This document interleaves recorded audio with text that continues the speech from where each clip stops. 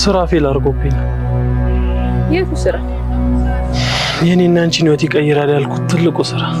ተገለገልካ? አልገባኝም። ባጉል ተስፋ ደከመኝ እኮ። አሁን ግን ተበላሽቷል። በቃ ወደሚታየው ወደ ትክክለኛው ህይወት ትመለሳለህ። ዳኒን እንዲመክሩልኝ ፈልጌ ነበር። ስራውን ግን ታውቂዋለሽ? መቼ የተጨበጠ ስራ አለው? ዛሬ አሁን ትልቅ ተስፋ ያደረኩበትን ስራ አጣሁ ብሎ እያማረረ ነበር። ዝም ተብሎ ሚሊዮኖች ይገኛል እንዴ? ተለፍቶ ነው እንጂ። እሱማ ልክ ነው።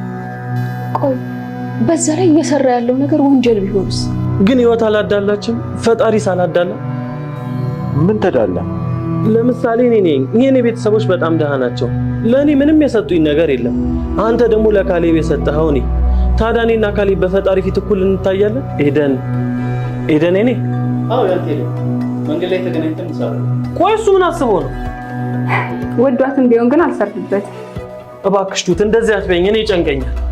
ዳኒ ጠየቅከኝ፣ የጠረጠርኩትን መለስኩልኝ። ይኸውልሽ እኔ ምንም ነገር መቋቋም እችላለሁ፣ ግን በእሱ አይምጣብኝ። እንዴ በትባል ነው ምስጋና?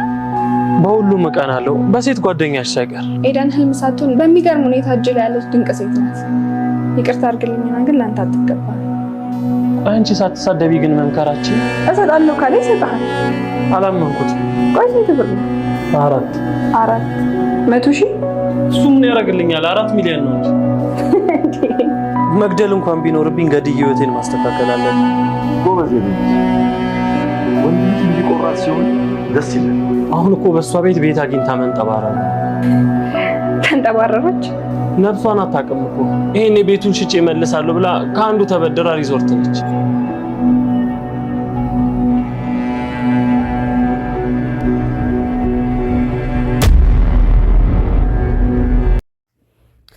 ዳኒ በር ሲሰብር ተያዘ። ሽማግሌው የሚያየውን ማመን አቃተው። ዳኒም ሽማግሌው በሚደርስበት ጊዜ ፈጦ ቀረ።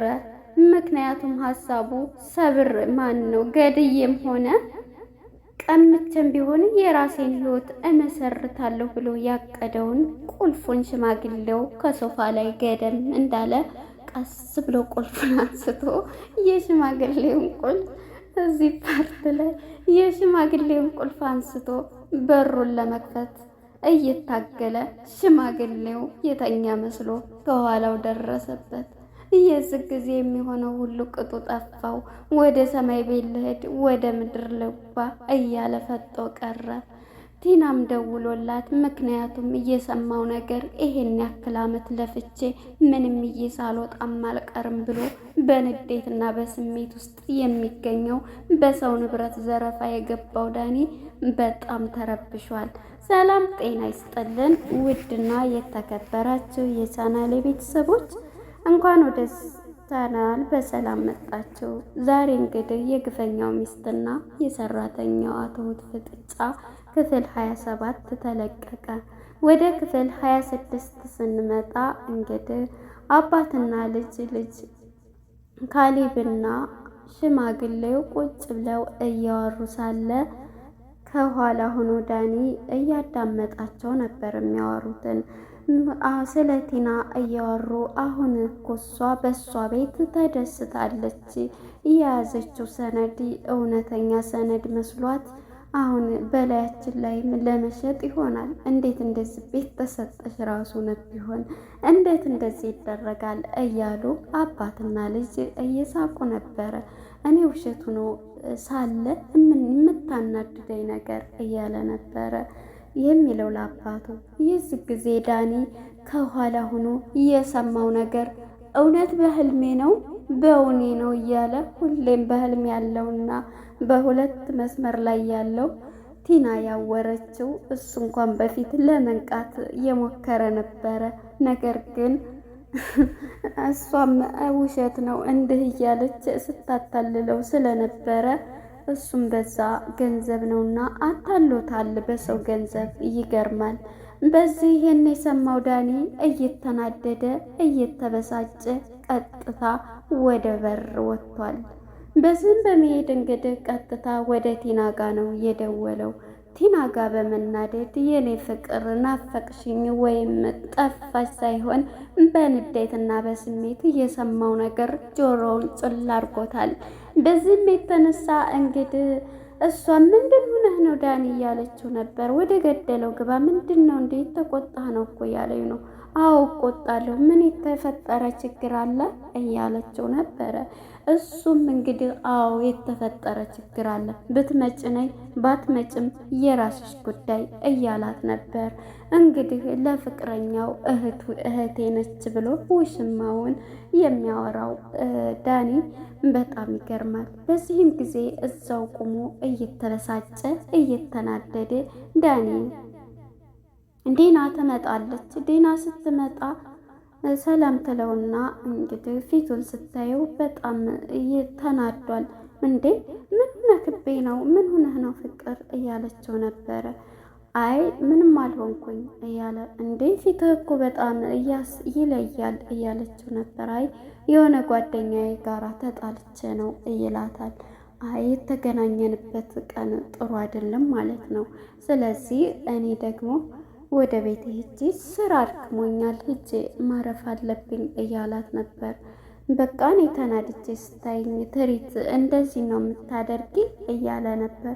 እና ምን አደርግሃለሁ? ስራው ይከብዳል አይደል? ስራ አይደል እንዴ እያለችው ነበር እሷ ከስራ እየመጣች። እሱ ደግሞ ከሽማግሌው ዘርፌ ህይወቴን እመራለሁ 4 ሚሊዮን ብር ስጡኝ እያለ የሚፎክረው ጀግና ዳኒ እንዳይሰራ አሁን ላይ ቅጡ የሰማው ነገር ጆሮውን እንትን ብሎታል። ቀጥታ ግን እየመጣው ወዴት ነው? ከጓደኛው ጋር ከዲና ጋር ሲያወራ ቆይቶ ግን ዳኒ እዚህ ጋር ከዲና ጋር እያወራ ሳለ እንግዲህ እሷም ይህንኑ ግን አባባ ደህና ናቸው እያለኝ ነበረ። በዚህም የተነሳ ግን ጥሩ ሰው ናቸው። ይሄን ያክል ጊዜ ግን እህትህ እንትን ስትል በጣም ነው ታጋሽ ናቸው ሲል በዚህ ልክ መሆኑ በጣም እንትን ይላል። እኔ ግን ትዳሯ እየፈረሰ ነው የሚታየኝ ይላል።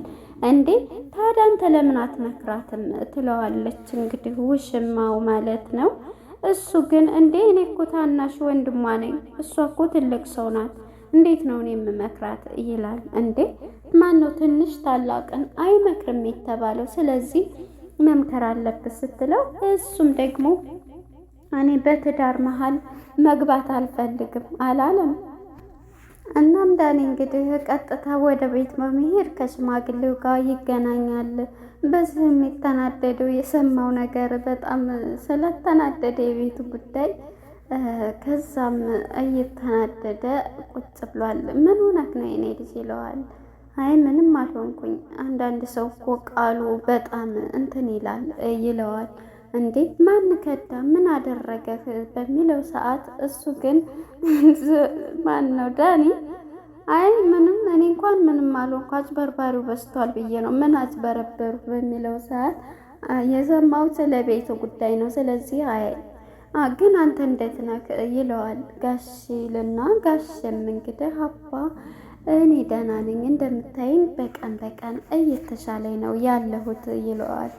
እሺ ግን አንድ ነገር ልጠይቅህ ይለዋል። በዚህም ጊዜ በሚል ጊዜ ጠይቀኝ ይሉታል። በዚህም ጊዜ እንግዲህ ዳኒ ያንን ያልከኝን ነገር ትሰጠኛለህ ይለዋል። እንዴ አዎ እሰጥሃለሁኝ። እናም ዳኒሳ ይህን ጥያቄ እየጠየቀው እኔ እንጃ የማይመስል ጥያቄ ነው እንደ ጠየቀኝ በሚለው አይ ብዙ ጊዜ ሰው በቃሉ እንትን አይልም፣ እንግዲህ የማይሆን ጥያቄ አይደለም። ስለዚህ እሰጥሃለሁ ካልኩኝ እሰጥሃለሁ ነው እያለው ነው። በዚህም የተነሳ ዳኒ እንግዲህ ደግሞ ሁለተኛው ልቡ እንደምመልስልህ እንዴት ታውቃለህ እያለው ነበር። እንዴ ከመለስክም እሺ ብዬ ካልመለስክም ያኔ ገንዘብህ ነው ሲለው፣ እንዴ ገንዘቤ እንዴት ሆኖ ይሆናል ሲለው፣ ያው እጅግ ከገባ ከመለስክልኝም ደስ ብሎኝ እንትን እላለሁ። አንድ ሰው እኮ ከሰጠ በኋላ ምንም እንትን ቢለው በኋላ ላይ ሰጥቷልና ያው የሱ ነው እያሉት ይደልሉታል። ሽማግሌው በጣም አራዳ ናቸው፣ አይገርሙም?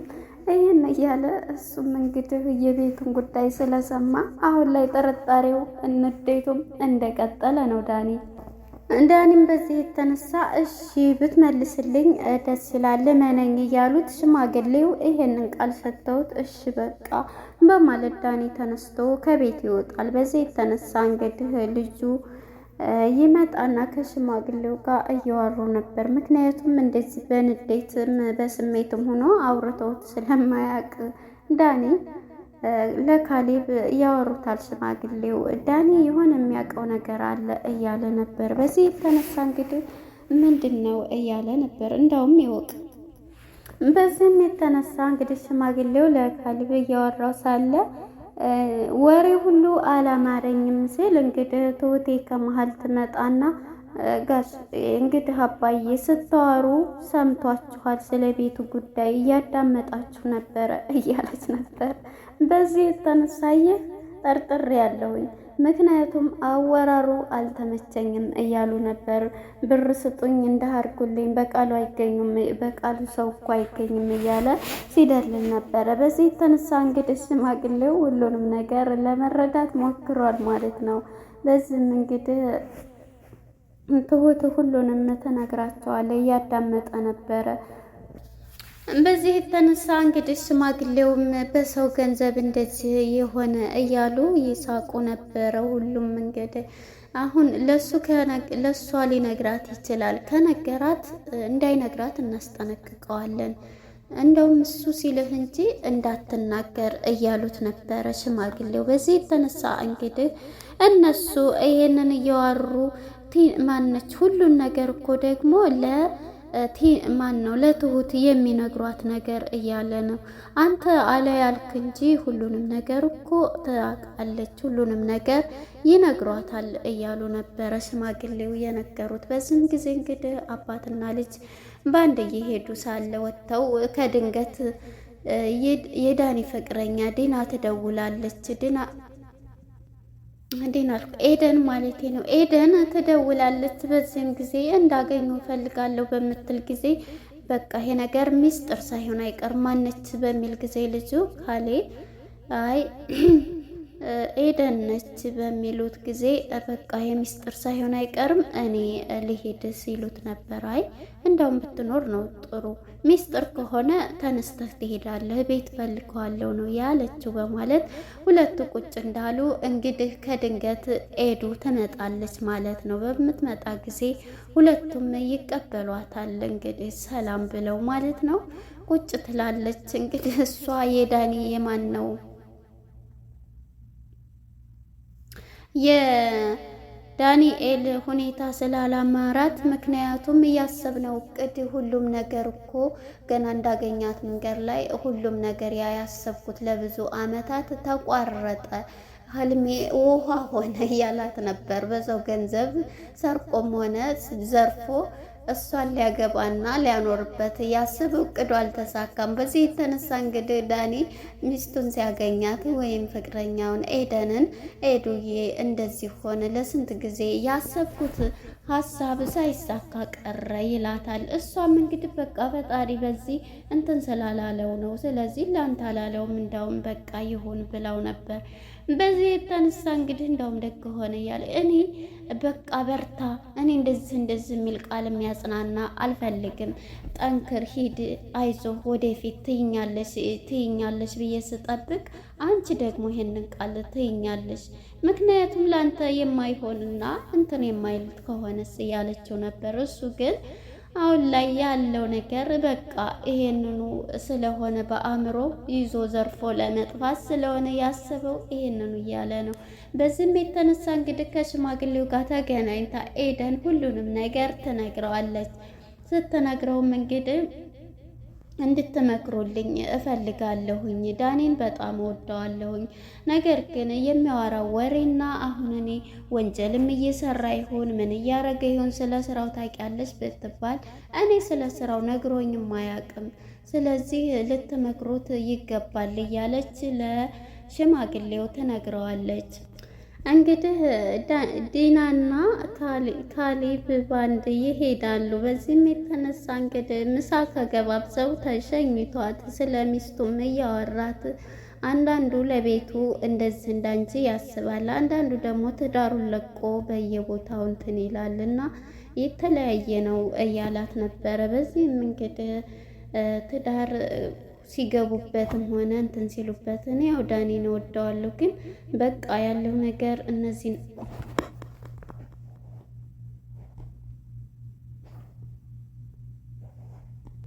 እናም ይሄን እያለችው ከዳኒ ጋር ይለያዩ ማነው ከካሌብ ጋር ይለያያሉ። በዚህ የተነሳ እንግዲህ አይን ተለያይተው ሳለ እሱም ማነው ዳኒ እየሮጠ ወደ ሽማግሌው ጋር ይመጣል። እዚህ በመምጣት እንግዲህ ሽማግሌውን ከሆነ ጓደኛዬ ጋር ተጣላሁኝ፣ ከዳኝ፣ አጭበረበረኝ እያለ ነበረ። እንዴ ታዲያ መረጃ ካለ ክሰሰው እያሉት ነበር ሽማግሌው። የለኝም ማስረጃ ይላል። በቃ ብትከዳም እንግዲህ እሱም ተከርቶ ሊሆን ይችላል፣ ተተከዳ ተከዳ ነው እያለው ነበረ። ምክንያቱም ይሄን እያለ በቅኔ እያስረዳው ነበር። እሱ ግን ምንም ቢነቃ ሊገባው አልቻለም፣ ዳኒ ማለት ነው። በዚህ የተነሳ እንግዲህ ዳኒ ህይወት አዳልታለች አለው። ወደ ፈጣሪውም ገባ። እንዴት ይለዋል። ተመልከት አሁን እኔ የድሃ ልጅ ነኝ፣ ምንም ነገር ሳይሰጡኝ ድሃ ነኝ፣ ቤተሰቦቼ ድሃ ናቸው፣ ምንም የለኝ የምሰጠው እንትን የምለው። ካሌብ ደግሞ እንግዲህ አንተ እንደዚህ አለው ፈጣሪ። ታዲያ ወይኔ የዚህ ፓርት ላይ በጣም ነው ያሳቀኝ።